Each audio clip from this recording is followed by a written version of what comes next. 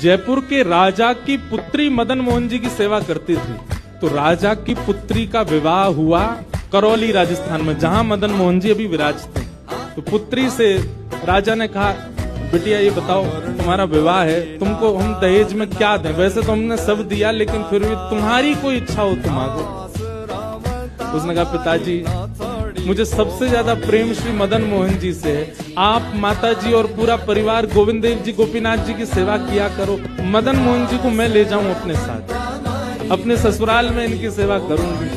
राजा रोने लगा, अपनी पुत्री के चरणों में सर झुका के बोला, मुझे क्षमा कर दे पुत्री, तू जो मांगेगी सो दूंगा, पर ये मेरे हृदय है, मैं इनको नहीं दे सकता। मैं वृंदावन से मुगलों से बचा करके इनको लेके आया हूं।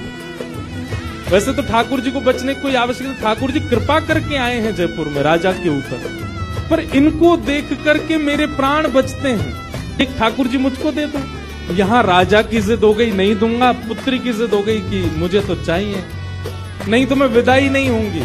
राजा की पत्नी ने भी कहा, इतनी कह रही है तो आप दे दीजिए ना, हमारे पास 2 ठाकुर हैं, इनकी सेवा हम करेंगे विस्तार से। और वैसे भी मदन मोहन जी की पूरी सेवा बचपन से उसने ही की है। तो राजा ने एक प्रस्ताव रखा।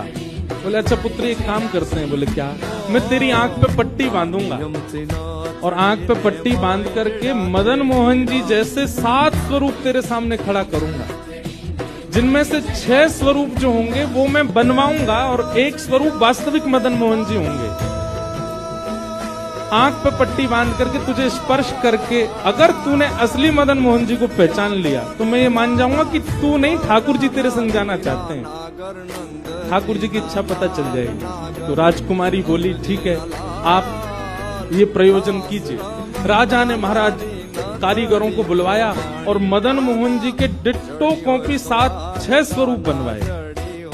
रात्रि में जब सोई, अगले दिन परीक्षण होना था, तो रात्रि में जब सोई तो बहुत रोई और ठाकुर जी से कहने लगी, नाथ मैं आपसे बहुत प्रेम करती हूँ, मैं आपके बगैर नहीं रह सकती, पर मेरे पिताजी की बहुत जिद है। अब कहीं मैं आपको नहीं पहचान पाई, मेरे तो प्राण ही निकल जाएंगे, विदा होना तो बहुत दूर की बात है। रुदन करते करते करते करते नाथ मैं कैसे पहचानूंगी कि आप सत्य कौन से हो? अब तो दूसरे दिन वो पिताजी के पास गए, पिताजी जल्दी करिए, कब चलना है, कब? बोले, तुझे तो इतना विश्वास है जैसे तू वास्तविक में मदन मोहन जी को ले जाएगी, लेकिन बिटिया तू भी याद रखियो, मैंने ऐसे स्वरूप बनवाए कि कोई बता ही नहीं सकता कि असली मदन मोहन कौन से। बोले, पिताजी आप सन्मुख पधराओ। तो महाराज भीड़ लग गई देखने वालों की, पूरा राजभवन इकट्ठा हो गया जयपुर का। 7 स्वरूप विराजमान हुए। पुत्री के आंख पर अभी विवाह हुआ, उसका विदाई नहीं हुई है, आंख पर पट्टी बांध करके और कहा जाओ करके जैसे स्वरूप स्पर्श करने प्रारंभ किए। पहला बोले ये नहीं है, दूसरा स्पर्श किया, ये भी नहीं है। ठाकुर जी खड़े थे 5वीं पंक्ति में, 5वें वाले थे।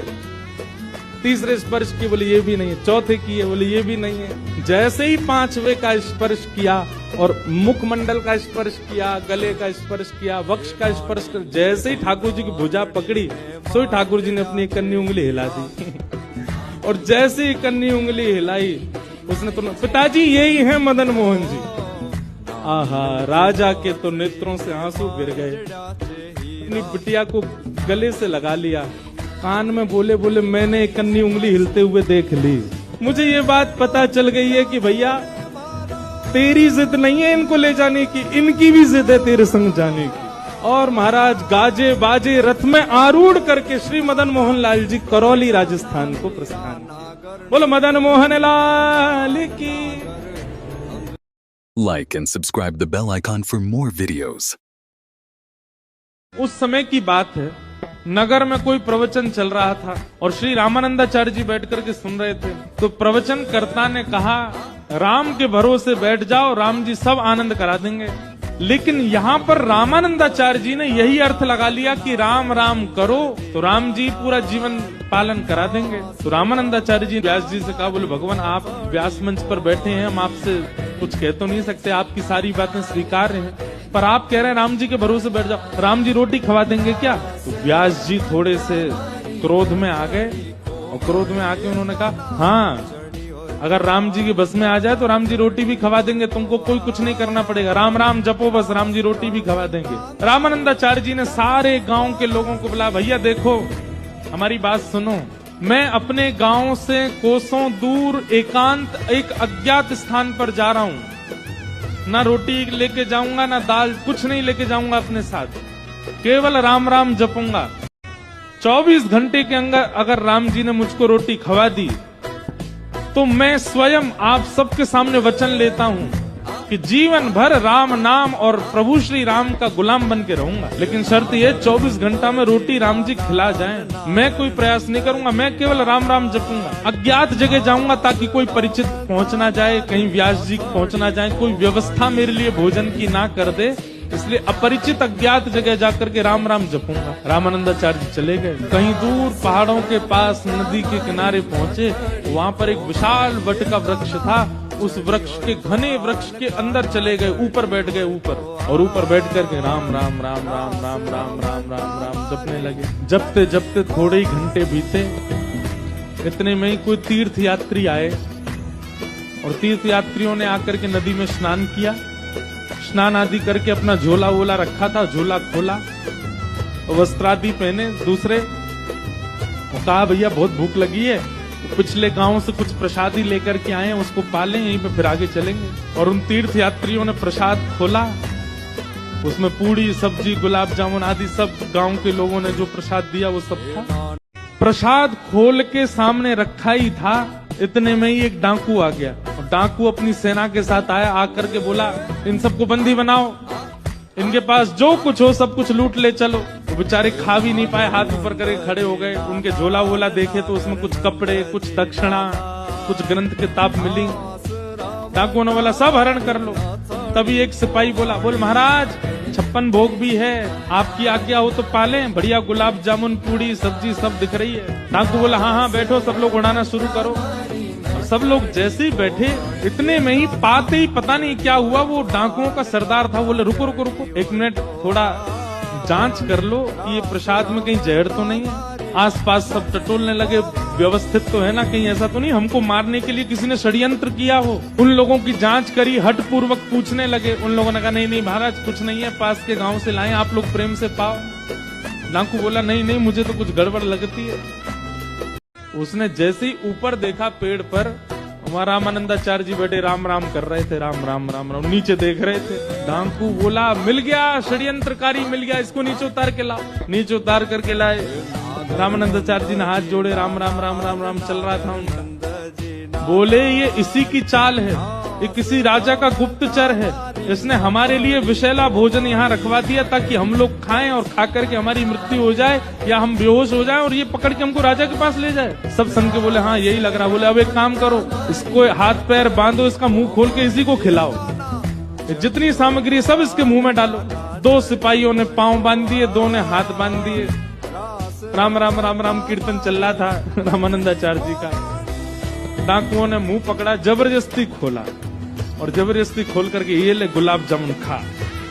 जैसे ही मुख में डाला, रामानंदाचार्य जी के आंसू आ गए। बोले भैया राम नाम खिलाता नहीं है, जबरदस्ती हाथ पांव बांध के खिलाता है, ये राम नाम का प्रभाव है। महाराज रोटी सब्जी गुलाब जामुन पकौड़ी कचौड़ी रायता सब खवा दिया उनको, पेट बिल्कुल तर हो गया। अब वो प्रसाद तो था 10-5 लोगों का, अकेले रामानंदाचार्य जी बेचारे कितना पाए। खाते खाते खाते नर भर गया पूरा। तब डाकू के जो लोग थे उन्होंने कहा महाराज जी थोड़ा देख तो लीजिए, अगर ये जीवित रह जाए, इसको कुछ ना हो तो बचा हुआ हम पालेंगे। थोड़ी देर बाद देखा रामानंदाचार्य जी को कुछ नहीं हुआ, तो बाकियों ने भी पाया। हाथ पांव खोले, है भाई जब तेने कोई षड्यंत्र नहीं किया था तो ऊपर क्यों बैठा था तू? बोले अब मैं क्या बताऊं मैं क्यों बैठा था।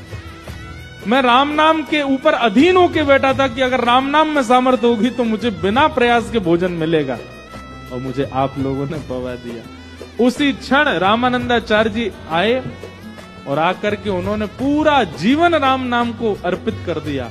आगे चल के आप परम विद्वान हुए, परम वेदज्ञ हुए, परम ज्ञानी हुए और श्री रामानंद संप्रदाय के प्रवर्तक हुए, श्री रामानंदाचार्य जी। Like and subscribe the bell icon for more videos.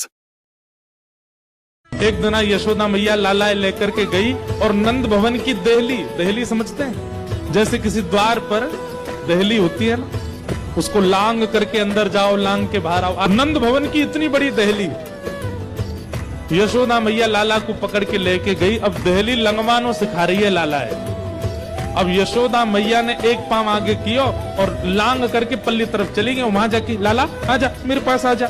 Thakur ji ने अपने होठ भींचे ऐसे और नेक से लाला अपने हाथन थे वह दहली पकड़ करके एक पांव ऊपर डाल करके चढ़ गए।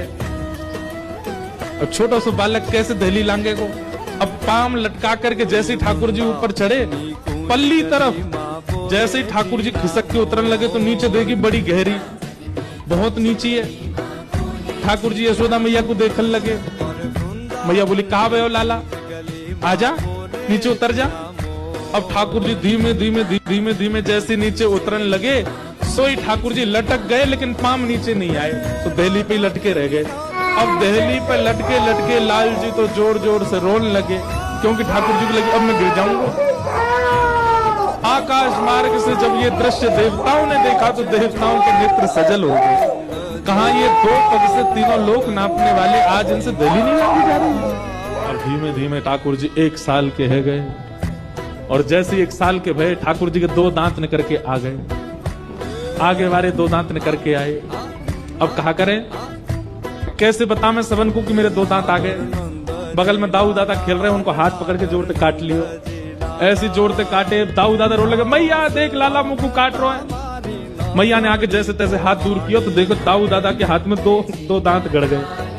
मैया बोली ठाकुर जी को होठ ऊपर करके देखो 2 छोटे छोटे दतुइया निकल आई। मैया के नेत्र सजल है, पूरे ब्रज में हल्ला है, वो लाला के दांत निकल आए, लाला के दांत निकल आए। अब पता है क्या भीड़ लग गई, क्यों? सब अपनो हाथ कटवावे आए ठाकुर जी से। सब ग्वाला जामे, सब गोपी जामे, और लाला के लाला देख दिखाइयो दतुइया। ठाकुर जी धीमे से अपने होठ ऊपर करें, हाँ लाला कितनी सुंदर, ले यार काट ले। ठाकुर जी काटवे हुए बैठे सोए रहते। मैया बोली भागो सब रहे यहाँ हाथ कटवावे आयो।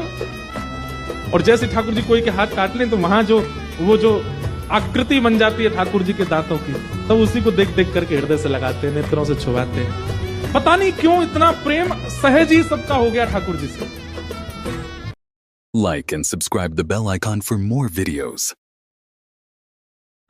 मेवाड़ में अकाल पड़ने लगा था, जहां मीराबाई का ब्याह हुआ था वहां अकाल पड़ने लगा। तो बड़े बड़े संतों को बुलाया, वैदिकों को बुलाया। उन्होंने जाकर के राजा से कहा, बोले कि इस भूमि को वैष्णव अपराध लगा है, इसलिए अकाल पड़ रहा है। परम वैष्णवा मीराबाई का यहाँ अपमान हुआ है, इसलिए इस भूमि ने अपने समस्त उपजाऊ तत्वों को नष्ट कर दिया। जब तक मीराबाई यहाँ नहीं आएंगी तब तक ये भूमि कोई भी सामग्री प्रकट नहीं करेगी। तब वहां के राजा ने ब्राह्मणों को भेजा, मीराबाई को खोजो, कहाँ है? बोले द्वारिका में। आधे से ज्यादा जीवन व्यतीत कर चुकी है मीराबाई ठाकुर जी के लिए। अब बस प्रतीक्षा करनी है कितनी। उस घड़ी में ब्राह्मण आए और द्वारिका में आके अनशन व्रत पे बैठ गए कि हमारे साथ वापस मेवाड़ चलो। मीराबाई बोली मैं सब छोड़ करके इसलिए तो नहीं आई हूं कि वापस जाऊं। ब्राह्मण बोले हमारी हत्या का आपको व्रत में मारे गए तो चलो हमारे साथ। तो मीराबाई मन में विचार करने लगी, क्या करूं, ब्राह्मणों को कष्ट भी नहीं देना है और मुझे जाना भी नहीं है अब यहाँ से। अब ठाकुर जी कुछ ही दूर रह गए मुझसे। पूरा जीवन अपने व्यवस्थित कर दिया था ठाकुर जी के लिए। उस काल में ठाकुर जी परीक्षा ले रहे हैं। अब मीराबाई ये सोच रही है कि मैं अपनी भक्ति का विचार करूं कि मेवाड़ में इतने लोग जो भुखमरी से मारे जा रहे हैं और ये सब ब्राह्मण जो अनशन पर बैठे, इनका विचार करूं। तब मीराबाई उन ब्राह्मणों से कहती हैं कि मैं ठाकुर जी से आज्ञा ले लूं। ठाकुर जी अगर मुझे आज्ञा दे देंगे कि तुम जाओ तो मैं तुरंत चल दूंगा। एक बार मुझे ठाकुर जी से पूछना। बोले कब पूछोगे? बोले कल द्वारिकाधीश की मंगला आरती में आप सब आ जाना, वहीं ठाकुर जी से आज्ञा लेंगे। बोले हमें कैसे पता चलेगा ठाकुर जी क्या बोले? बोले कुछ ना कुछ संकेत ठाकुर जी करेंगे। रात भर मीराबाई सोई नहीं और उस घड़ी में मीराबाई मंदिर जाती है ठाकुर जी से जाके। तब अंतिम पद मीराबाई अपने जीवन का गाती हैं। हे हरि, मैं तो अपना पूरा जीवन आपको प्रदान कर चुकी हूं, अब आपके चरण में खड़ी हूं, अब आपके ऊपर है, आप जैसे चाहो वैसे मेरी सुध लो। मुझे बताइए कि अब मैं क्या करूं, मुझे वापस जाना चाहिए कि नहीं, रुक जाना चाहिए, क्या करूं मुझे बताइए। और तब मीराबाई अपने पद की अंतिम पंक्ति में गाती है, हरि जी मिल बिछुड़न मत दीजिए। अब मैं बहुत समीप आ चुकी हूं आपके, अब मेरे जीवन का ये अंतिम समय चल रहा है, मैं इतना सब कुछ त्याग करके आपके पास आ चुकी हूं, अब मुझे वापस जाने के लिए ये सब ये आप नाटक मत करवाइए कि। Like and subscribe the bell icon for more videos. Dwarika में, गुजरात में एक ईश्वरदास नाम के भक्त थे। सुदामा जी जैसी कथा है ईश्वरदास की। ईश्वरदास जी, उनकी एक पत्नी, 2-4 बालक थे। ईश्वरदास जी बड़ी दीनहीन अवस्था में रहते थे, ज्यादा संपत्ति उनके पास थी नहीं। एक दिन बच्चे बहुत जोर जोर से रोने लगे। श्री ईश्वरदास जी ने अपनी पत्नी से कहा, ए भाई, बालक क्यों रो रहे हैं, इनको शांत कराओ। तो पत्नी ने कहा, इसलिए रो रहे हैं, भूख लगी है, घर में अन्न नहीं है, दाल नहीं है, चावल नहीं है, कैसे पवाऊं इनको, इसलिए रो रहे हैं बच्चे। ईश्वरदास जी ने तुरंत अपने बालकों को गोद में लिटाया और कढ़ाई चढ़ा दी, उसमें जल डाल दिया और ऐसी कुछ सामग्री डाल करके बच्चों को बोले, देखो दाल पक रही है, खाने को मिलेगी, तब तक चलो हरि नाम सुनो। बालकों को हरि नाम, हरि कथा सुनाते सुनाते सुनाते सुला दिया। ठाकुर जी से देखा नहीं गया। पत्नी ने ईश्वरदास जी से कहा कि आप नित्य की भक्ति संकल्प के साथ करना शुरू कर दो। ईश्वरदास जी बोले, क्या संकल्प करूं? बोले, ठाकुर जी से प्रार्थना किया करो और ठाकुर जी से संकल्प कर दिया करो, हे ठाकुर जी, आप हमको अन्न दीजिए, धन दीजिए, संपत्ति दीजिए, इन सबका दशांश आपकी सेवा में लगाया करूंगा, बाकियों से अपने घर परिवार का पोषण करूंगा। ऐसा संकल्पित होकर के भजन किया करो। भजन कभी संकल्प से नहीं होता, संकल्प से स्वार्थ की चीजें होती हैं, प्रेम नहीं होता, और भजन प्रेम में आता है। ठीक वैसे ही ठाकुर जी भी देख लेते हैं, भाई इसकी गिनती है तो 5 माला करनी है, 11 माला करनी है, 108, और ठाकुर जी की इच्छा 200 की हो तो ईश्वरदास जी संकल्प नहीं कर रहे थे। पत्नी से कहा, बोले अन्न रोटी मांगूंगा भगवान से भजन करके।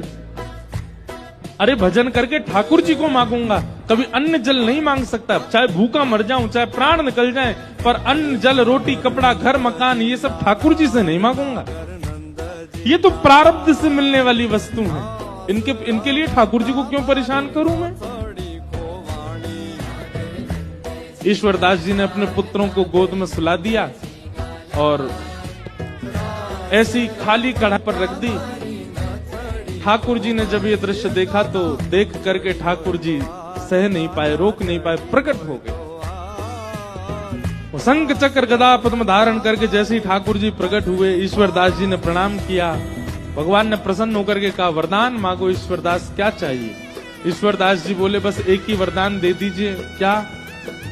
कि मेरी पत्नी के चित्त में, मेरे बच्चों के चित्त में और मेरे चित्त में आपसे मांगने के लिए जो भी इच्छाएं प्रकट हुई हैं वो सब खत्म हो जाएं।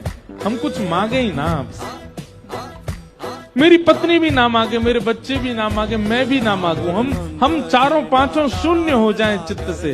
हम आपको देख लिए हैं, इसके बाद हम कुछ ना मांगे। ठाकुर जी इतने प्रसन्न हो गए ईश्वरदास से, ईश्वरदास को उठा करके स्वयं चूल्हा पे बैठे और चूल्हे पे बैठ के अपने हाथ से स्वयं ठाकुर जी ने खिचड़ी बनाई और खिचड़ी बना करके पत्नी बच्चे ईश्वरदास को पवाई अपने हाथ से बना करके। और जैसे ही खिचड़ी पा करके तृप्त हुए, तृप्त होते ही ठाकुर जी ने कहा, अब आपकी लीला पूर्ण हुई, अब आपका इस धराधाम पर रहने का कोई औचित्य नहीं, चलो हमारे साथ। पत्नी, बच्चे, ईश्वरदास, और ईश्वरदास जी की पतली सी घोड़ी थी, मरी गिरी सी बेचारी, वो भी नहीं खा पी पाती थी, उसको भी ठाकुर जी ने मुक्ति प्रदान कर दी। सबको लेकर के ठाकुर जी वैकुंठ प्रस्थान करें। Like and subscribe the bell icon for more videos. Indradyumna राजा जिस पर कृपा करने के लिए श्री जगन्नाथ जी ने ये रूप धारण किया। महाप्रभु श्री जगन्नाथ जी प्रकट हो गए और प्रकट होकर के बोले, इंद्रद्युम्न, हमारा एक ही हृदय है, तुम कितनी बार उसको अपना मुरीद बनाओगे, कितनी बार उसको प्रसन्न करोगे। व्यक्ति का स्वभाव होता है कि वो एक बार सामने वाले को प्रसन्न कर देता है, सामने वाला प्रसन्न हो जाए तो बस फिर शांत सा रहता है। लेकिन तुम बार बार ऐसी लीला करते हो कि हमको प्रसन्न होना ही पड़ता है। तुमने राज पदवी का त्याग कर दिया, अब तुम अपनी पत्नी सहित पूरे मंदिर की सेवा करते हो, कोई भी कार्य छोटा बड़ा नहीं समझते, कुछ वरदान मांग लो। इंद्रद्युम्न राजा कहते हैं, बोले भगवान, जहां साक्षात आप आ गए मेरे पास में और ये सेवा का सौभाग्य मुझे दे रहे हैं, इसके बाद आपसे आपके द्वारा ये कहना कि कुछ मांग लो, मेरे चित्त में संशय प्रकट कर रहा है कि कहीं आप मुझसे पीछा तो नहीं छुड़ाना चाह रहे। जब आप मिल ही गए हो मुझे तो नाथ, और मैं क्या मांगू आपसे। जगन्नाथ प्रभु बोले, नहीं इंद्रद्युम्न, हम बहुत प्रसन्न हैं तुमसे, कुछ मांगो। इंद्रद्युम्न ने ऐसा वरदान मांगा कि श्री जगन्नाथ जी के नेत्र सजल हो गए। बोले भगवान, यत्र तत्र, अभी पुरी में जब चलता हूं ना तो लोग बाग कह देते हैं, ओहो वो राजा जा रहा है जिसने जगन्नाथ जी का मंदिर बनवाया। जब कोई कहता है कि मैंने मंदिर बनवाया, उस समय इतनी पीड़ा वेदना होती है कि प्राण त्याग दूं। इंद्रद्युम्न राजा कहता है, बोले नाथ, यत्र तत्र कोई भी कह देता है वो राजा जा रहा है जिसने मंदिर बनवाया। मैं आपसे प्रार्थना करना चाहता हूं, अगर मेरा वंश आगे बढ़ा तो मेरे वंश में आने वाले बालक, मेरे उन होने वाले उनके भी बालक, पर पौत्र, पर पौत्र, पर पौत्र, और कभी ना कभी कोई ना कोई तो बालक ये कह देगा कि हमारे पूर्वजों ने मंदिर बनवाया। इसलिए आप ऐसी कृपा कीजिए, अनुग्रह कीजिए कि मेरा वंश बढ़े ही ना, कोई ये ना कह दे कभी कि हमारे पूर्वज ने मंदिर बनवाया। मैं आपसे यही वरदान चाहता हूं। उन्होंने वंश ना बढ़े ऐसा नहीं कहा, उन्होंने वरदान में यह मांगा कि कभी कोई ऐसा ना कहने वाला प्रकट हो जो ये कहे कि हमारे पूर्वज ने मंदिर बनवाया। मतलब बगल में पत्नी खड़ी है, गुंडीचा खड़ी है, इसके सामने स्पष्ट कैसे बोल दूं कि मुझे संतान नहीं चाहिए। लेकिन नाथ, आप कृपा करके ऐसा अनुग्रह कर दो कि मेरे कुल में, वंश में कोई ये कहने वाला ही पैदा ना हो कि हमारे पूर्वज ने मंदिर बनवाया। महाप्रभु जगन्नाथ जी के नेत्र सजल हो गए। बोले, और कितना त्याग करोगे इंद्रद्युम्न, सब कुछ तो। महाप्रभु जगन्नाथ जी के नेत्र सजल हो गए। बोले, और कितना त्याग करोगे इंद्रद्युम्न, सब कुछ तो तुमने त्याग दिया, अपनी राज पदवी तक त्याग दी, एक मेहतरानी की तरह तुम्हारी पत्नी और एक झाड़ू लगाने वाले की तुम नित्य पड़े रहते हो हमारे द्वार पे, और कितना, अब तुम वंश भी नहीं चाहते आगे। महाप्रभु जगन्नाथ जी ने इंद्रद्युम्न को हृदय से लगा लिया। तुम्हारे इस प्रेम को, इसको निष्काम प्रेम कहते हैं, जिस प्रेम में इतनी इच्छा भी नहीं है कि कोई ये कह जाए कि इन्होंने मंदिर बनवाया, तो ही बस मेरे बाद ही वंश समाप्त कर दो मेरा। ऐसा मांगने वाला एकमात्र पृथ्वी पर इंद्रद्युम्न राजा हुआ। इंद्रद्युम्न को तो हृदय से लगा लिया, लेकिन बगल में खड़ी हुई गुंडीचा समझ गई। महाप्रभु, मेरे पति हो ना हो, आपसे वंश वर्धन ना हो ये मांग रहे हैं। प्रसन्नता, आपकी प्रसन्नता देख करके मुझे लगता है कि इनका भाव आप समझ गए और आप भी उसमें राजी हैं। पर नाथ, मैं एक मां हूं, मेरे अंदर वात्सल्य भाव है, मेरे अंदर करुणा है, मेरे अंदर लाड़ है, प्यार है, स्नेह है, दुलार है। मैं वो किसको अर्पित करूंगी अगर वंश में कोई बालक ना हुआ तो? आपने उनकी इच्छा पूरी कर दी, पर मेरी इच्छा कैसे पूरी होगी? मेरे अंदर तो वात्सल्यता हिलोरे ले रही है, वो कहां जाएगी नाथ? इंद्रद्युम्न की बात सुनकर के तो जगन्नाथ जी के नेत्र सजल हुए, पर गुंडीचा की बात सुनकर के तो जगन्नाथ जी फूट फूट के रोए और हृदय से लगा लिया गुंडीचा को। बोले मैं तुम दोनों की कामना पूरी करूंगा। इंद्रद्युम्न की कामना तो मैं ये पूरी करूंगा कि तुम्हारा वंश ना ही बढ़ेगा, और तुम्हारी कामना मैं ये पूरी करूंगा कि तुम्हारे वात्सल्य का भाजन मैं तुम्हारा लाला बन करके रहूं, और गुंडीचा तुम्हारा लाला मैं हूं, तुम्हारा पुत्र हूं। जगन्नाथ जी अंक में भर गए, और महाराज वर्णन आता है वाणी जी में कि जैसे जगन्नाथ भगवान ने गुंडीचा को हृदय से लगाया, गुंडी जाके पयोधर से अपने आप ही दुग्ध प्रकट हो गया, और जगन्नाथ जी अधर पर धारण करके उसको पीने लगे। उसके बाद गुंडीचा को कभी भी गुंडीचा नहीं कहा, रानी नहीं कहा, ठाकुर। इंद्रद्युम्न की बात सुनकर के तो जगन्नाथ जी के नेत्र सजल हुए, पर गुंडीचा की बात सुनकर के तो जगन्नाथ जी फूट फूट कर रोए, और हृदय से लगा लिया गुंडीचा को। बोले मैं तुम दोनों की कामना पूरी करूंगा। इंद्रद्युम्न की कामना तो मैं ये पूरी करूंगा कि तुम्हारा वंश ना ही बढ़ेगा, और तुम्हारी कामना मैं ये पूरी करूंगा कि तुम्हारे वात्सल्य का भाजन मैं तुम्हारा लाला बन करके रहूं, और गुंडीचा तुम्हारा लाला मैं, तुम्हारा पुत्र हूं। जगन्नाथ जी अंक में भर गए, और महाराज वर्णन आता है वाणी जी में कि जैसे जगन्नाथ भगवान ने गुंडीचा को हृदय से लगाया, गुंडी जाके पयोधर से अपने आप ही दुग्ध प्रकट हो गया, और जगन्नाथ जी अधर पर धारण करके उसको पीने लगे।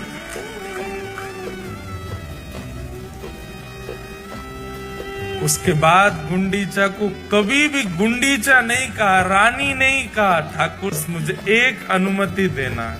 क्या? मैं जगन्नाथ हूं, आपने मुझे जगत का नाथ बना दिया, पूरा विश्व मेरे पास आएगा।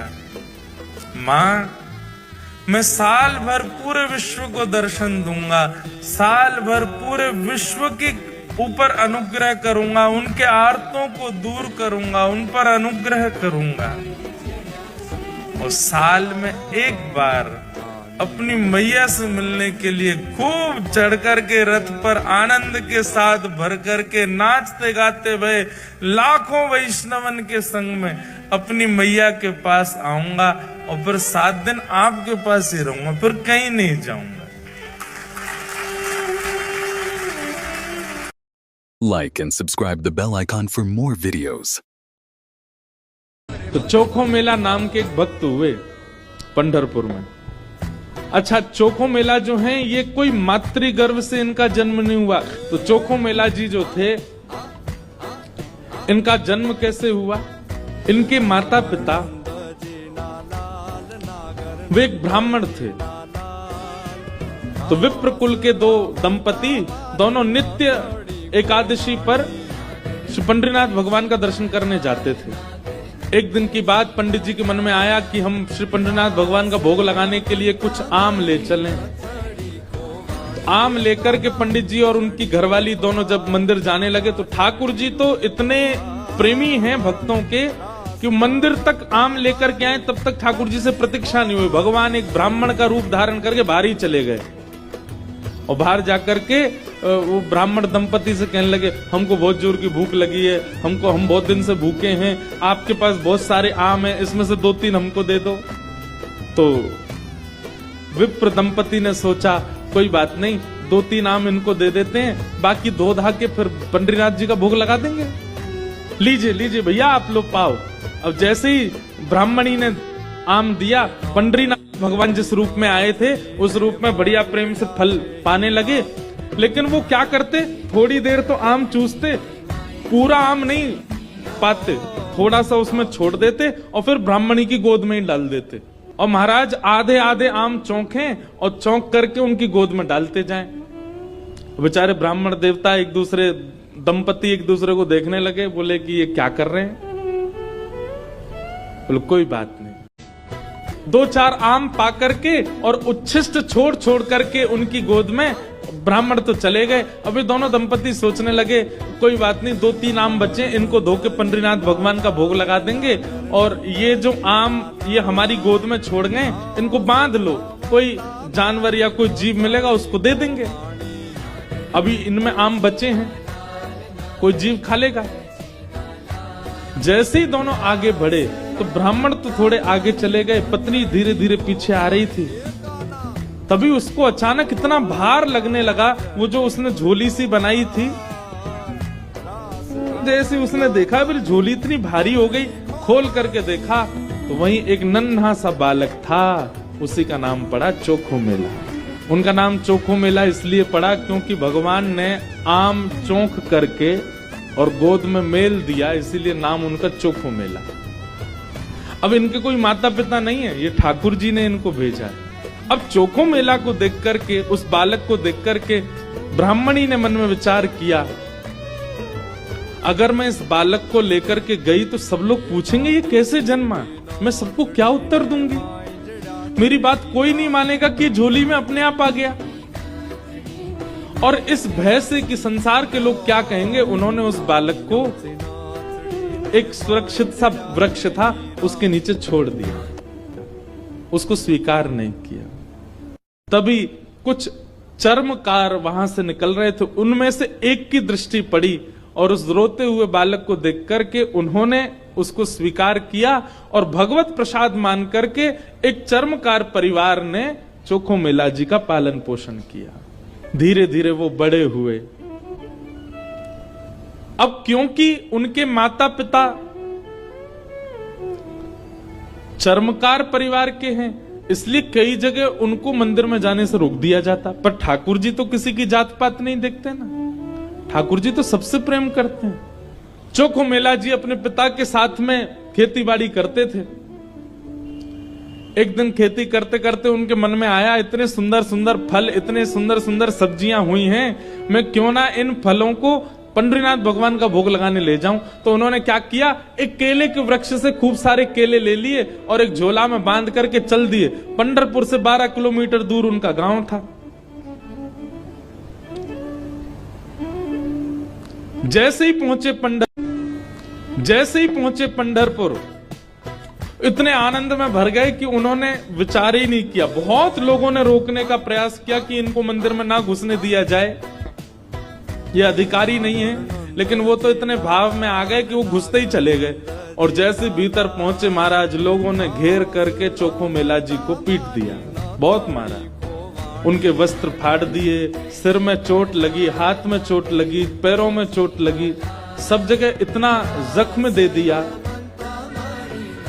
चोखो मेला जी रोते रोते वापस आ गए। पंडरीनाथ भगवान को भोग नहीं लगा पाए। शाम का समय चोखो मेला जी अपने सब घावों को, जहां जहां से रक्त निकल रहा था, साफ कर रहे थे और गुस्सा कर रहे थे।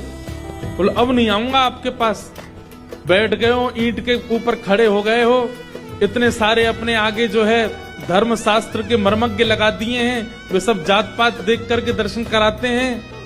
खड़े रहो, बने रहो महाराज अपने रूप में, हम तो नहीं आएंगे आपका। अरे कुछ करने थोड़ी आया था, कुछ मांगने थोड़ी आया था, अपने खेत के बढ़िया फल लेकर के आपका भोग लगाने आया था।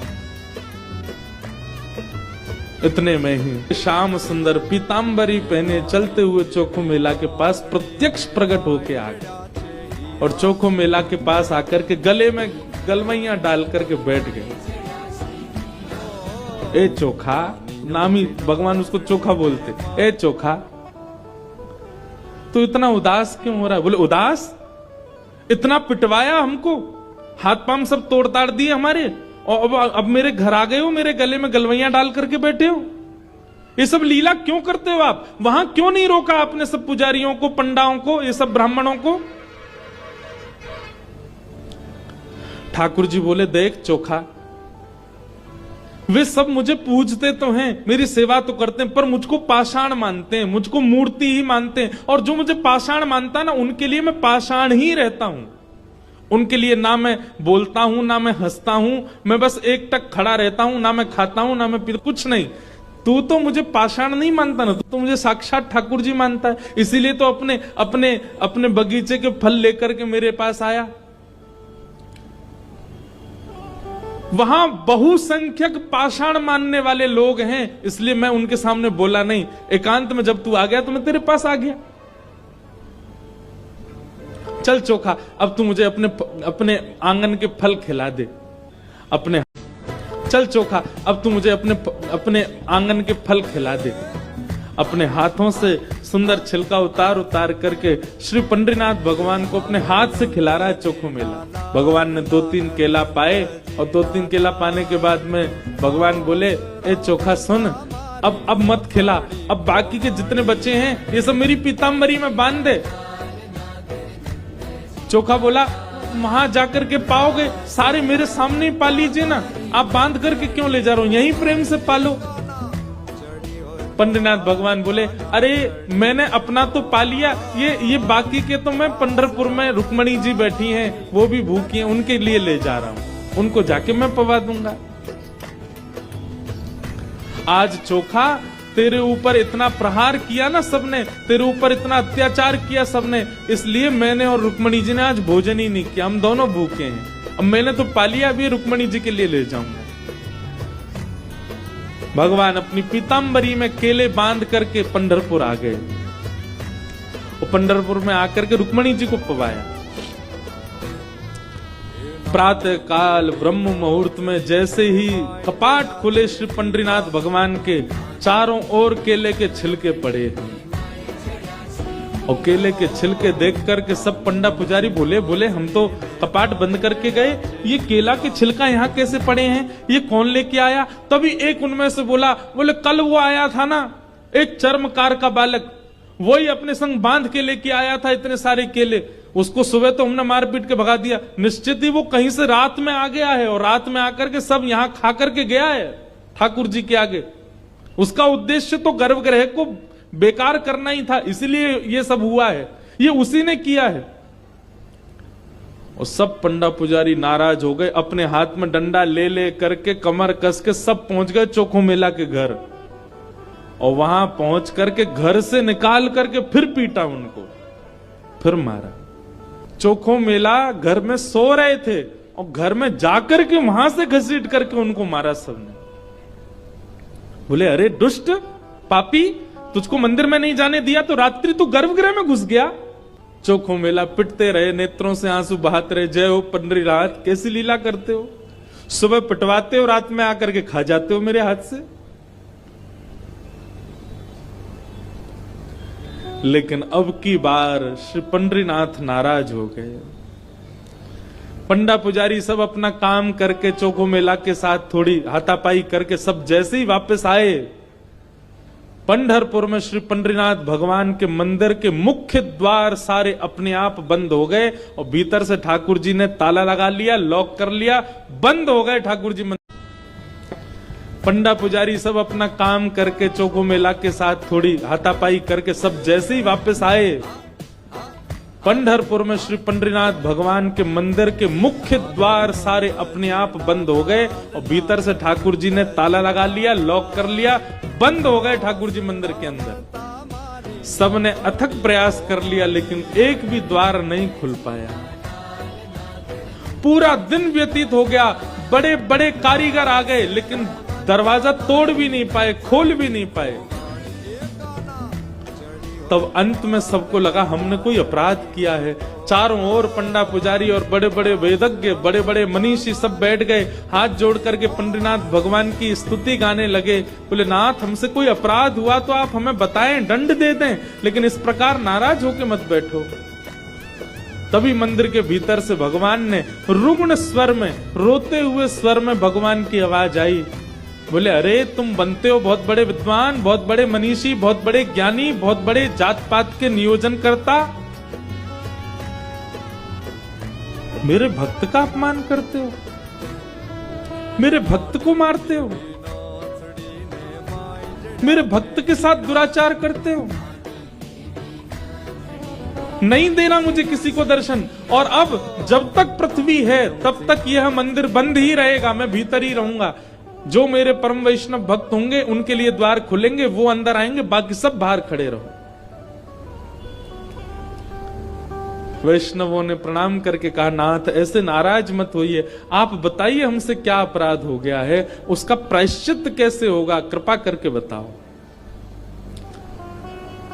भगवान बोले, मेरे चोखो मेला को जिस प्रकार तुम लोगों ने सबने जुट बना करके जाकर के उसको मारा है, अब तुम सभी वेदज्ञ, तुम सभी ब्राह्मण, तुम सभी श्रेष्ठ जन पाल की सजा के लेके जाओ और चोखो मेला को बिठा करके नाचते गाते उत्सव जैसे एक मेरी पाल की सवारी निकालते हो, ऐसे चोखो मेला की सवारी पूरे नगर में घुमाते हुए मेरे सामने लेकर के आओ, तब मेरे द्वार खुलेंगे, तब मैं तुमको क्षमा करूंगा, नहीं तो नहीं करूंगा।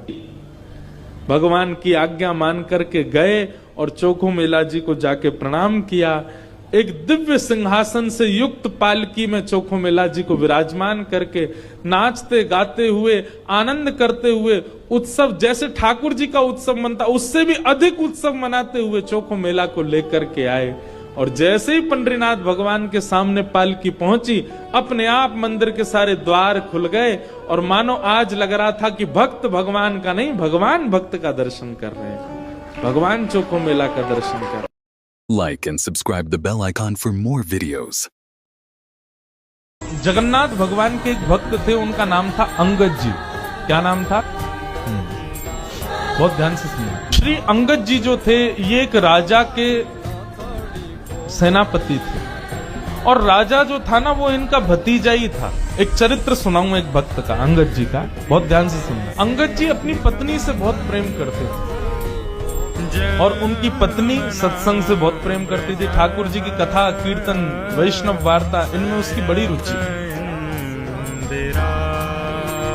लेकिन अंगद जी को कथा आदि में बिल्कुल रुचि नहीं थी।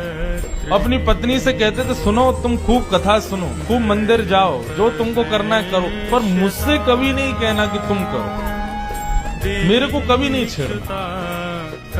पत्नी के मन में आता तो था कि ये भी भजन करें, लेकिन कोई बात नहीं, जैसी हरी इच्छा। अंगद जी रोज शाम को आते, खूब प्रेम करते थे अपनी पत्नी से। एक दिन एकादशी का दिन था। एकादशी के दिन अंगद जी की पत्नी ने कुछ संतों को अपने घर बुलाया और सत्संग होने लगा घर में। प्रवचन ऐसे ही घर में बैठ के सब करने लगे।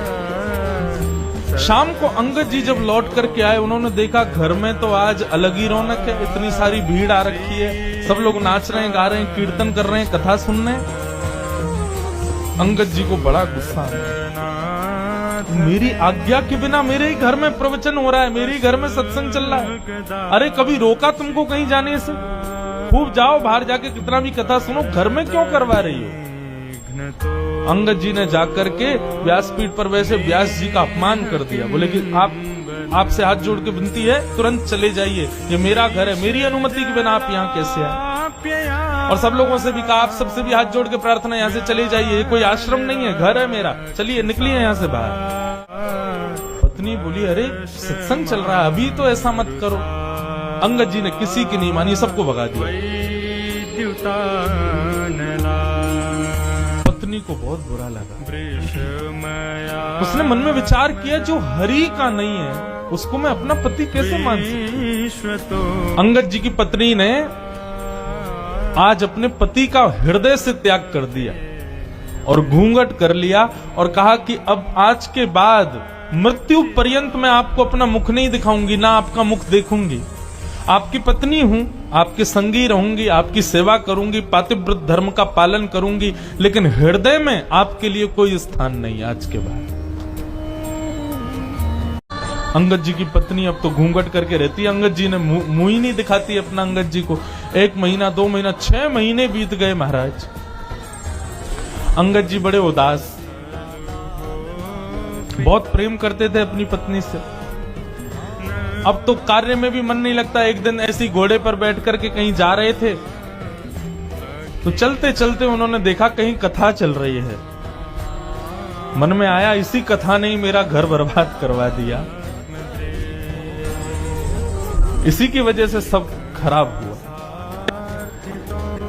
2-3 दिन बाद फिर से निकले तो फिर कथा चल रही थी, तो मन में आया कि ये कथा में ऐसा होता क्या है जो मेरी पत्नी को इतना प्रिय लगता है, चल के सुनूं। अंगद जी आकर के पीछे उदास हताश तो बैठे ही थे, घर में मन लगता नहीं है, आके बैठ गए। अंगद जी को बड़ी शांति मिली। अब तो अंगद जी ने नियम बना लिया, रोज जाते थे कथा सुनने। 7वें दिन कथा पूरी हो गई। अंगद जी जैसे ही आए तो देखा कोई भी नहीं था। किसी से पूछा, भैया आज कथा नहीं होगी? बोले 7 ही दिन की होती है, कल हो गई पूरी, आज तो चले गए व्यास जी। बोले कहाँ चले गए? बोले दूसरी कथा करने। बोले कहाँ हो रही है उनकी कथा? बोले उस गांव में हो रही है। अंगद जी दौड़ गए, उस गांव में पहुंचे, वहां जाके सुने। अब तो ऐसा चस्का लगा अंगद जी को, जहां भी कथा होती अंगद जी जाके। एक दिन उन्हीं के नगर में कथा हो रही थी, अंगद जी इधर बैठे थे और उनकी पत्नी दूर बैठी थी। दोनों को ही नहीं पता कि दोनों कथा में बैठे। व्यास जी ने जैसे कीर्तन गाया, अंगद जी के नेत्रों से अविरल अश्रुधार उर्द से। पत्नी की दृष्टि गई, अरे ये तो अंगद जी हमारे पतिदेव हैं। तभी मैं कहूं कुछ समय से ये पहले तो बड़े दुखी रहते थे कि मैं मुख नहीं दिखाती, कुछ समय से बड़े प्रसन्न रहते हैं, मुझसे ज्यादा बात भी नहीं करते, अपनी सेवा पूजा भी करने लग गए हैं और बड़ा सामान्य सा बड़ा सुखमय जीवन जी रहे हैं। मैं सोच तो रही थी बदलाव कैसे आ गया, ये कथा सुनते हैं। आज शाम को कथा के बाद जैसे ही अंगद जी घर लौट करके आए, पत्नी ने अपना घूंघट ऊपर कर। अंगद जी बोले, अरे देवी मैं आ गया हूँ, घूंघट नीचे कर लो। बोले नहीं, अब तो घूंघट नहीं करना। क्यों? मैंने इसलिए घूंघट किया था कि आप कथा से प्रेम नहीं करते थे, परंतु अब तो आपने कथा को स्वीकार कर लिया ना। अब मैंने जो त्याग का संकल्प लिया था उसको छोड़ दिया। अंगद जी बोले, वो बात तो ठीक है, लेकिन मैं तुमको सत्य बताऊं, जब से मैंने कथा सुनना प्रारंभ किया ना, मुझे पहले तुम्हारे रूप में बड़ी आसक्ति थी, पर अब मुझे वो आसक्ति नहीं है। अब तो मुझे बस एक ही अभिलाषा, मेरे जगन्नाथ मुझे कब दिखे, मेरे द्वारिकाधीश उनकी रूप माधुरी का दर्शन मुझे कब हो। अब तो मुझे बस एक ही अभिलाषा, मेरे जगन्नाथ मुझे कब दिखे, मेरे द्वारिकाधीश उनकी रूप माधुरी का दर्शन मुझे कब हो। ऐसा अंगद जी का जीवन। बंधुओं, अंगद जी ने अपनी पत्नी से कहा, देवी अब हम दोनों वैष्णव हो गए, चलो हम जगन्नाथपुरी दर्शन करने चलेंगे। लेकिन अभी अभी सुना है कि एक बहुत बड़े युद्ध के लिए राजा के साथ मुझे जाना है, युद्ध से जब वापस आ जाएंगे फिर हम जगन्नाथपुरी चलेंगे। ठीक है। युद्ध में अंगद जी गए, जाकर के युद्ध किया। युद्ध का नियम होता था, जो राजा हारता था उसका सारा धन हड़प लिया जाता था और जीतने वाले राजा को दे दिया जाता था। अंगद जी जब उसका सारा धन लेने लगे, वहां एक अद्भुत मणि थी। उस मणि को देखकर के अंगद जी बड़े प्रसन्न हो गए। बोले, बड़ी सुंदर मणि है, मुझे ठाकुर जी को कुछ निवेदित करना है, ठाकुर जी को मैं जगन्नाथपुरी जाऊंगा, कुछ देना है। कोई बात नहीं, मैं ये मणि अपने संग ले जाता हूँ, ये ठाकुर जी को दे दूंगा। और उस मणि को अंगद जी ने अपनी पगड़ी में छुपा लिया। थी तो वो चोरी, लेकिन अंगद जी का भाव क्या था कि मुझे ठाकुर जी को देनी है। भगवान से बोले, प्रभु इसके बदले भले ही मुझे दंड मिल जाए, लेकिन मैं ये दूंगा आपको, ये है आपकी, मुझे नहीं चाहिए लेकिन मैं आपको दूंगा। किसी सैनिक ने जाके राजा को बता दिया कि अंगद जी ने एक मणि को अपनी पगड़ी में छुपा लिया। राजा, अंगद जी उसके चाचा लगते थे, इसलिए राजा स्पष्ट तो कुछ कह नहीं पाया, पर राजा ने मन में विचार किया कि अंगद जी रोज मेरी बहन के यहाँ भोजन करने जाते हैं, मैं आज बहन से कहूंगा कि वो भोजन में जहर मिला दे, अंगद जी की मृत्यु हो जाएगी, मणि हमको मिल जाएगी। अंगद जी आज भोजन करने के लिए राकी बहन के यहाँ गए। तो अंगद जी का नियम था कि भोजन का पहला भाग राजा की बहन की छोटी बेटी को गोद में बिठा के पहले उसको खिलाते थे, फिर स्वयं पाते थे। आज उसने अपनी बेटी को कहीं छुपा दिया, बोले अंगद जी कहीं खिला ना दे, इसमें तो जहर है। अंगद जी भोजन करने बैठे, कहा बिटिया चलो लाओ अपनी बेटी को लेके आओ, उसको मैं थोड़ा खिला दूं फिर मैं पाऊं। बोले मेरी बेटिया तो आज माँ के पास गई है, मेरी मायके गई है, आज वो है नहीं, तो आप आज अकेले ही पालो। अंगद जी, तो अंगद जी का नियम था कि भोजन का पहला भाग राजा की बहन की छोटी बेटी को गोद में बिठा के पहले उसको खिलाते थे, फिर स्वयं पाते थे। आज उसने अपनी बेटी को कहीं छुपा दिया, बोले अंगद जी कहीं खिला ना दे, इसमें तो जहर है। अंगद जी भोजन करने बैठे, कहा बिटिया चलो लाओ अपनी बेटी को लेके आओ, उसको मैं थोड़ा खिला दूं फिर मैं पाऊं। बोले मेरी बेटिया तो आज माँ के पास गई है, मेरी मायके गई है, आज वो है नहीं, तो आप आज अकेले ही पालो। अंगद जी बोले बेटा ये तो मेरा नियम है, उसको खिलाए बिना तो मैं कभी नहीं खाता। अरे वो मेरी प्राण प्यारी है, मैं उसको साक्षात जगदम्बा के स्वरूप में देखता हूँ, पहले उसका भोग लगाता हूँ तब पाता हूँ, अब जब तक उसका भोग नहीं लगेगा मैं तो नहीं पाऊंगा। तो राजा की बहन ने सोचा ये मेरी बेटी से इतना प्रेम करते हैं और मैं इनको जहर दे रही हूँ। उसने थाली उठा ली, बोले कि ये पूरा भोजन ही आपके लायक नहीं है चाचा जी, इसमें मैंने विष मिला दिया। अंगद जी ने थाली पकड़ी, बोले तुमने इसमें विष मिला दिया? बोले हाँ। बोले क्यों? मेरे भाई को वो मणि चाहिए जो आपने पगड़ी में छुपा रखी, इसलिए उसने मुझसे कहा कि विष दे दो। पर आपका प्रेम देख करके मेरा मन हो रहा है कि मैंने बहुत बड़ा अपराध किया, मैं ये विष आपको नहीं दे सकती। अंगद जी बोले वो सब बात छोड़ो, ये बताओ क्या तुमने इस थाली का भोग लगाया था भगवान को? उसने कहा हाँ भोग तो मैंने लगाया था। बोले तुमने विष वाला भोजन ठाकुर जी को खिला दिया? बोले क्योंकि आप बिना भोग लगाए पाते नहीं है, इसलिए भोग तो मुझे लगाना पड़ा। अंगद जी बोले अब तो इसको मैं ही पाऊंगा, जब विष ठाकुर जी ने पा लिया तो मैं कैसे छोड़ूं? और अंगद जी जबरदस्ती हठ पूर्वक उस थाली को लेकर के बैठ गए और एक एक कवल खाने लगे। ज्यों ज्यों कवल मुख में जाने लगा अंगद जी का उतना ही तेज बढ़ने लगा। ये आश्चर्य देखकर के राजा की बहन नतमस्तक हो गई। Like and subscribe the bell icon for more videos. Gokul में लोग इंद्र की पूजा करते थे ताकि वर्षा हो। श्री कृष्ण ने समझाया कि प्रकृति का संचालन इंद्र नहीं, कर्म और धर्म से होता है। उन्होंने गोवर्धन पर्वत की पूजा करने को कहा। इंद्र क्रोधित हुआ और भारी वर्षा भेजी। गांव जलमग्न होने लगा। तब कृष्ण ने अपनी छोटी अंगुली पर गोवर्धन पर्वत उठा लिया और सबको नीचे आश्रय दिया। इंद्र को अपनी भूल का एहसास हुआ और क्षमा मांगी। इस प्रकार श्री कृष्ण ने अहंकार पर विजय पाई और लोगों को सच्चे धर्म का पाठ पढ़ाया। Like and subscribe the bell icon for more videos. एक समय की बात है, एक बहुत ही प्यारा हाथी था जिसका नाम था बबलू। बबलू गोल मटोल और हंसमुख हाथी था। उसे रंग बिरंगे गुब्बारे बहुत पसंद थे।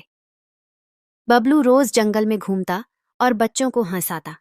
उसके पास ढेर सारे गुब्बारे होते, लाल, पीले, नीले, हरे और गुलाबी।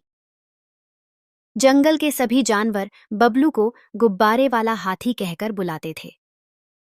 एक दिन बबलू ने सोचा, आज मैं सबको आश्चर्यचकित करूंगा। उसने अपने सबसे बड़े गुब्बारे निकाले और एक पेड़ के नीचे छोटी सी दुकान सजाई। थोड़ी ही देर में खरगोश, गिलहरी और चूहा वहां खेलने आए। खरगोश बोला, मुझे लाल गुब्बारा चाहिए। बबलू ने हंसते हुए उसे लाल गुब्बारा दे दिया। गिलहरी बोली, मुझे हरा गुब्बारा चाहिए। बबलू ने कहा, यह लो मेरी प्यारी दोस्त, और उसे हरा गुब्बारा दे दिया। चूहा बोला, मुझे उड़ने वाला गुब्बारा चाहिए। बबलू मुस्कुराया और बोला, यह देखो जादुई गुब्बारा। जैसे ही चूहे ने गुब्बारा पकड़ा, वह धीरे धीरे हवा में उड़ने लगा। अरे, मैं उड़ रहा हूं, चूहा चिल्लाया। बबलू ने अपनी सूंड से उसे पकड़कर नीचे उतारा और बोला, सावधान रहो, यह गुब्बारा उड़ने के लिए नहीं, खेलने के लिए है। सभी जानवर जोर जोर से हंसने लगे। हा हा हा। तभी वहां एक छोटी बिल्ली आई जिसका नाम था मीती। मीती थोड़ी उदास थी। बबलू ने पूछा, क्या हुआ मीती? मीती बोली, मेरे पास खेलने के लिए गुब्बारा नहीं है और मैं गिर भी गई थी। बबलू ने अपना सबसे सुंदर गुलाबी गुब्बारा मीती को दिया और कहा, यह तुम्हारे लिए है, सबसे खास गुब्बारा। मीती मुस्कुराई और बोली, धन्यवाद बबलू भैया। फिर सभी जानवर मिलकर खेलने लगे। गुब्बारों के साथ दौड़ते, उछलते और गाते। बबलू ने गाना गाया, गुब्बारे हैं रंग बिरंगे, हम सब हैं साथ मिलेंगे, हंसी खुशी से खेलेंगे प्यारे, मिलकर रहेंगे जंगल सारे। सूरज ढलने लगा, सब जानवर अपने अपने घर लौट गए। बबलू ने अपने गुब्बारे समेटे और कहा, कल फिर मिलेंगे। Like and subscribe the bell icon for more videos. बहुत समय पहले एक गांव के पास जंगल में कालू नाम का एक डाकू रहता था। वह बहुत डरावना था और राहगीरों को लूट लिया करता था। लोग उससे डरते थे और रात को उस रास्ते से नहीं गुजरते थे। लेकिन एक दिन कुछ ऐसा हुआ जिससे उसका जीवन बदल गया। एक साधु जंगल से गुजर रहा था। कालू ने उसे रोककर लूटना चाहा, लेकिन साधु ने मुस्कुराते हुए कहा, तुम जैसा बलशाली व्यक्ति लोगों की मदद कर सकता है, लूट क्यों करता है। ये शब्द कालू के दिल को छू गए। पहली बार किसी ने उससे डरने के बजाय समझाने की कोशिश की थी। कालू ने सोचा और उसी समय लूटपाट छोड़ने का फैसला किया। उसने जंगल छोड़ गांव में आकर मेहनत से जीवन बिताना शुरू किया। लोग उसे अब आदर से देखते थे। Like and subscribe the bell icon for more videos.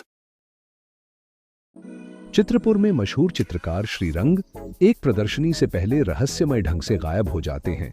उनकी जादुई तूलिका, जिससे चित्र जिंदा हो जाते हैं, भी लापता है। नन्हा जासूस चिंटू और उसकी बोलने वाली बिल्ली काली सुराग ढूंढते हैं गीले पंजे, फुसफुसाते चित्र और एक अधूरा खलनायक कैनवास में छिपा है। दोनों चित्रों की दुनिया में कूदकर पीछा करते हैं। आखिरकार सामने आता है असली चोर रंग का ईर्ष्यालु शिष्य। तूलिका वापस मिलती है, चित्रकार लौटते हैं और चित्रपुर में जश्न होता है। चिंटू अब हीरो है और उसकी कहानी भी एक चित्र में अमर हो जाती है। Like and subscribe the bell icon for more videos. Virat Kohli की कहानी प्रेरणा से भरी है। जब वे 18 साल के थे, रणजी ट्रॉफी मैच के दौरान उनके पिता का निधन हो गया। उस कठिन समय में भी उन्होंने हार नहीं मानी और अगली सुबह मैदान पर उतरकर अपनी टीम के लिए अर्धशतक लगाया। विराट ने अपने जीवन की हर चुनौती को ताकत बनाया। उन्होंने मेहनत, अनुशासन और आत्मविश्वास से खुद को दुनिया के सर्वश्रेष्ठ क्रिकेटरों में शामिल किया। आज वे युवाओं के लिए एक मिसाल हैं कि कठिनाइयों से डरने के बजाय उनसे लड़ो और सपनों को साकार करो। यही विराट की असली जीत है। Like and subscribe the bell icon for more videos. एक दिन यशोदा मैया लाला लेकर के गई और नंद भवन की दहली समझते हैं, जैसे किसी द्वार पर दहली होती है ना, उसको लांग करके अंदर जाओ, लांग के बाहर आओ। नंद भवन की इतनी बड़ी दहली, यशोदा मैया लाला को पकड़ के लेके गई। अब दहली लंगवानो सिखा रही है लाला है। अब यशोदा मैया ने एक पांव आगे किया और लांग करके पल्ली तरफ चली गई। वहां जाके लाला आजा, मेरे पास आजा। ठाकुर जी ने अपने होठ भींचे ऐसे और नेक्स्ट से लाला अपने हाथन थे वह दहली पकड़ करके एक पांव ऊपर डाल करके चढ़ गए। अब छोटा सा बालक कैसे दहली लांगे को, अब पांव लटका करके जैसे ही ठाकुर जी ऊपर चढ़े पल्ली तरफ, जैसे ही ठाकुर जी खिसक के उतरने लगे तो नीचे देखी बड़ी गहरी, बहुत नीची है। ठाकुर जी यशोदा मैया को देखने लगे। मैया बोली, कहा भयो लाला, आजा नीचे उतर जा। अब ठाकुर जी धीमे धीमे जैसे नीचे उतरने लगे, सोई ठाकुर जी लटक गए, लेकिन पांव नीचे नहीं आए, तो दहली पे लटके रह गए। अब दहली पे लटके लाल जी तो जोर जोर से रोने लगे, क्योंकि ठाकुर जी को लगी अब मैं गिर जाऊंगा। आकाश मार्ग से जब ये दृश्य देवताओं ने देखा तो देवताओं के नेत्र सजल हो गए। कहा ये 2 पग से तीनों लोक नापने वाले आज इनसे दहली नहीं नापी जा रही। अब धीमे धीमे ठाकुर जी 1 साल के है गए और जैसे 1 साल के भय ठाकुर जी के 2 दांत निकल के आ गए, आगे वाले 2 दांत निकल के आए। अब कहा करें, कैसे बता मैं सबन को कि मेरे 2 दांत आ गए। बगल में दाऊ दादा खेल रहे हैं, उनको हाथ पकड़ के जोर से काट लियो। ऐसी जोर से काटे, दाऊ दादा रोने लगे, मैया देख लाला मुझको काट रहा है। मैया ने आके जैसे तैसे हाथ दूर किया तो देखो दाऊ दादा के हाथ में 2 दांत गड़ गए। मैया बोली, ठाकुर जी को होठ ऊपर करके देखो 2 छोटे छोटे दतुइया निकल आई। मैया के नेत्र सजल है, पूरे ब्रज में हल्ला है, वो लाला के दांत निकल आए, लाला के दांत निकल आए। अब पता है क्या भीड़ लग गई, क्यों? सब अपनो हाथ कटवावे आए ठाकुर जी थे। सब ग्वाला जामे, सब गोपी जामे, और लाला के लाला देख दिखाइयो दतुइया। ठाकुर धीमे से अपने होठ ऊपर करें, हाँ लाला कितनी सुंदर, ले ले ले यार काट ले। ठाकुर जी काटवे हुए बैठे सवेरे थे। मैया बोली भागो सब रहे यहाँ, ये हाथ कटवावे आए हो। और जैसे ठाकुर जी कोई के हाथ काट लें तो वहां जो वो जो आकृति बन जाती है ठाकुर जी के दांतों की, तो उसी को देख देख करके हृदय से लगाते हैं, नेत्रों से छुपाते हैं। पता नहीं क्यों इतना प्रेम सहज ही सबका हो गया ठाकुर जी से। Like and subscribe the bell icon for more videos.